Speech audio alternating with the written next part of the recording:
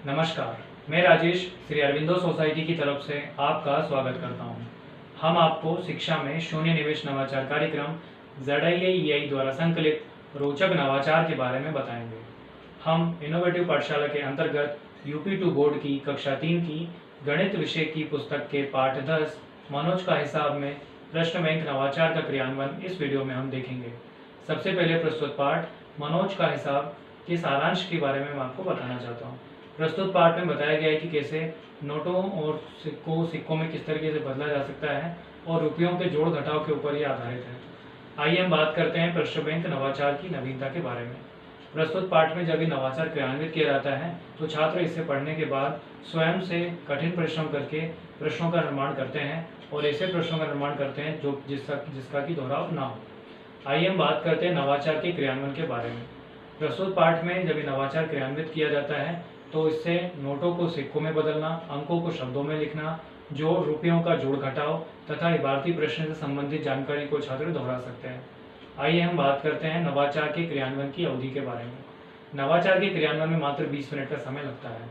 यदि हम बात करें पूर्व प्रबंधन की तो इस नवाचार के क्रियान्वयन में किसी भी प्रकार के पूर्व प्रबंधन की आवश्यकता नहीं होती है।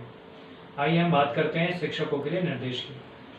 शिक्षकों के लिए यही निर्देश इसमें यह है कि 7 अलग अलग समूह में जो छात्र हैं उनको बांटना होता है और प्रत्येक समूह से ये कहा जाता है कि वे व्याख्यात्मक, दीर्घ उत्तरीय, लघु उत्तरीय और अति लघु उत्तरीय प्रश्नों का निर्माण उन्हें स्वयं से करना है और ऐसे प्रश्नों का निर्माण करना है कि ये प्रश्नों का दोहराव ना हो। आइए हम बात करते हैं आगे। इसमें जब प्रश्नों का निर्माण किया जाता है तो उसके पश्चात जो विद्यार्थियों को जो शिक्षक हैं निर्देश देते हैं कि उन्हें किन किन बातों का ध्यान रखना अत्यंत आवश्यक है। उन्हें बताया जाता है कि आपके समूह में से एक एक नेता चुना जाएगा, एक एक प्रतिनिधि चुना जाएगा और वे प्रतिनिधि इस बात का ध्यान रखेगा, उसका यह दायित्व होगा कि प्रश्नों का दोहराव ना हो और उसे इन सारे प्रश्नों को एक जगह पर एकत्रित करना होगा। साथ ही साथ में प्रत्येक छात्र से यह भी कहा जाता है कि वे जिन प्रश्नों का वे निर्माण कर रहे हैं उसके उत्तर की कुंजी भी वे तैयार करें, जिससे कि यदि कोई प्रश्न ऐसा है जिसका उत्तर नहीं मिल पा रहा है तो जिसने भी प्रश्नों का निर्माण किया है वे उसके उसकी उत्तर की कुंजी तैयार करें तो उस उत्तर की कुंजी में से उस प्रश्न का उत्तर देखा जा सके। इसी तरीके से जो प्रश्नों का निर्माण किया जाता है आपस में उन सभी प्रश्नों को एक दूसरे से वितरित करने के लिए भी शिक्षक कहते हैं, जिससे कि प्रत्येक छात्र के पास एक प्रश्नों का भंडार या प्रश्नों का बैंक हो और इस तरीके से प्रश्न बैंक का निर्माण किया जाता है, जिससे कि छात्रों का अधिगम स्तर बेहतर हो पाता है। आइए हम आगे बात करते हैं, उदाहरण के तौर पर समझते हैं कि किस तरीके के प्रश्नों का निर्माण किया जाता है। प्रस्तुत पाठ में से जो कि सिक्कों के ऊपर है, नोटों को सिक्कों में बदलने के ऊपर है, तो उसी से संबंधित प्रश्न बनते हैं कि 10 रुपये में 5 रुपये के कितने सिक्के आ पाते हैं। 10 रुपये के नोट में 5 रुपये के कितने सिक्के लिए जा सकते हैं, तो उसका उत्तर है 2। ऐसे ही सिक्कों से संबंधित जानकारी के लिए और भी कई सारे प्रश्नों का निर्माण किया जा सकता है, जैसे कि 5 रुपये में 2 रुपये के 2 सिक्के होते हैं तो 1 रुपये का और कितना, इसमें अगर 2 रुपये के 2 सिक्के हमारे पास है तो 1 रुपये की कितने सिक्कों की आवश्यकता होगी इसे तोड़ने के लिए, तो उसका उत्तर है 1 रुपये के 1 सिक्के की जरूरत पड़ेगी। तो इस तरीके के जो नोटों को सिक्कों में बदलने के जो प्रश्न होते हैं इनसे संबंधित जानकारी इसमें छात्र दोहरा सकते हैं और अपने विषय के अधिगम स्तर को बढ़ा सकते हैं। आइए हम बात करते हैं नवाचार के क्रियान्वयन से प्राप्त होने वाले प्रतिफल के बारे में। प्रस्तुत पाठ में से जब नोटों को सिक्कों में बदलने की बात होती है तो छात्र समझ पाते हैं, जब भी वे बाजार से कुछ सामान खरीदते हैं तो इस बात का पूरा ध्यान रखते हैं कि उन्होंने कितने का नोट दिया है, तो बदले में उन्हें कितने जो चेंज हैं, वो खुले पैसे सिक्के उनको कितने मिल रहे हैं वापस, और उन्होंने कितना पैसा दिया है, कितने का सामान खरीदा है। इससे वे जानकारी को समझ पाते हैं और इसे कहीं ना कहीं अपने दैनिक जीवन में जोड़ पाते हैं।